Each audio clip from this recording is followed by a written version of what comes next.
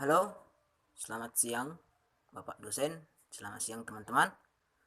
Hari ini saya ingin menjelaskan tentang mata kuliah belajar dan pembelajaran.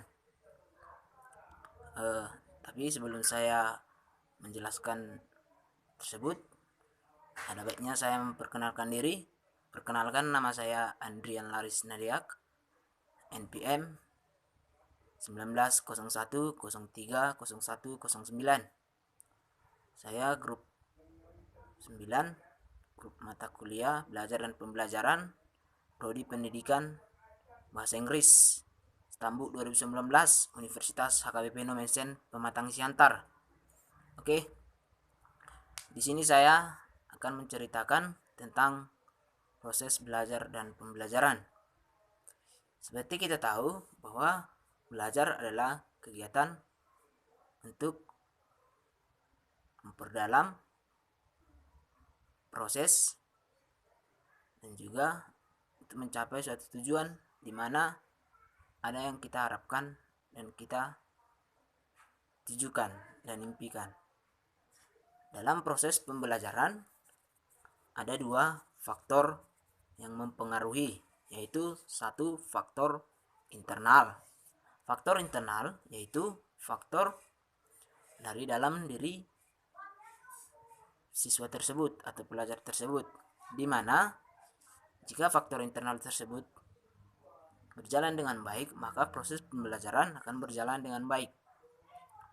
Seperti faktor internal yaitu satu, faktor psikologis atau fisik, yang dimana faktor tersebut dapat mempengaruhi dan juga mendukung dalam proses belajar dan pembelajaran. Faktor psikologis seperti meliputi kesehatan jasmani dan rohani, dan juga ada yang dinamakan faktor dari motivasi dari dalam diri sendiri, yaitu sebagai kunci berjalannya proses pembelajaran tersebut dengan baik. Faktor internal yang lainnya seperti kemampuan otak ataupun intelektual, kognitif, dan tingkat penangkapan kecerdasan otak tersebut, otak siswa tersebut. Yang kedua adalah faktor eksternal. Faktor eksternal tentunya juga sangat mendukung untuk kemajuan dan perkembangan peserta didik tersebut. Faktor eksternal sendiri datang dari luar, yaitu seperti satu, faktor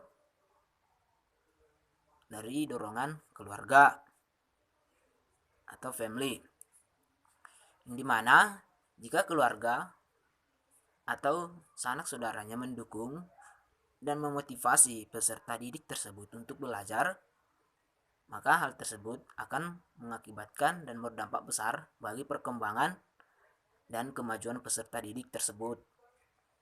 Yang kedua juga faktor lingkungan sosial atau yang dinamakan social groups, yang dimana jika peserta didik tersebut, seseorang tersebut di mana dia tinggal memiliki lingkungan sosial yang baik, maka peserta didik tersebut juga memiliki sosial yang baik.